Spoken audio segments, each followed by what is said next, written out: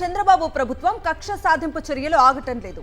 Red book రాజ్యాంగంలో భాగంగా వైఎస్ఆర్సీపీ నేతలపై అక్రమ కేసులు బనాయిస్తూ జైల్లో పెడుతున్నారు.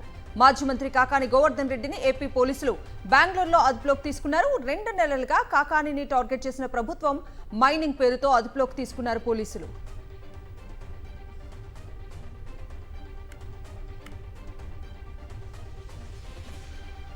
ఇక ఇదే అంశానికి సంబంధించి పూర్తి అప్డేట్స్ మా ప్రతినిధి సతీష్ అడిగి తెలుసుకుందాం.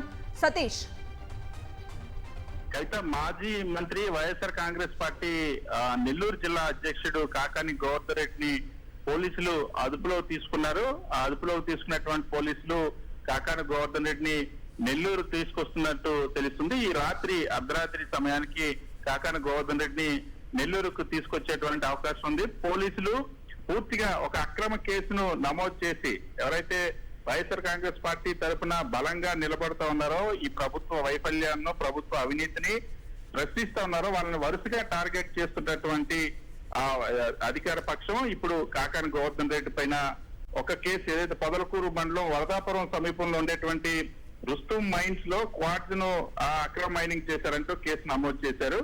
ఈ కేసులో A4 గా కాకాని గోవర్ధన్ రెడ్డి పైన కేసు నమోదు చేశారు. గతంలోనే ఈ కేసుకి సంబంధించి A1, A2 గా ఉన్న వారికి బెయిల్ కూడా వచ్చినటువంటి పరిస్థితి. అయితే ఇందులో ఆశ్చర్యంగా గతంలో ఆ మైనింగ్ అధికారులు ఇక్కడ ఎటువంటి అక్రమ మైనింగ్ జరగలేదని నివేదిక ఇచ్చారు.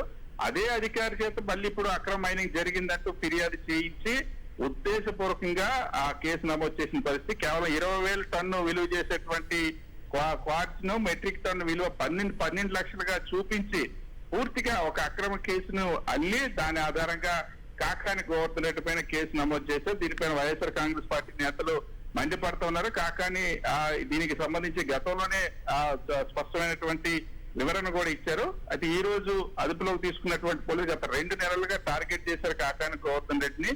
ఈ రోజు రాత్రికి పోలీసులు నెల్లూరు తీసుకొచ్చేటువంటి అవకాశం ఉంది. Right Satish, thank you.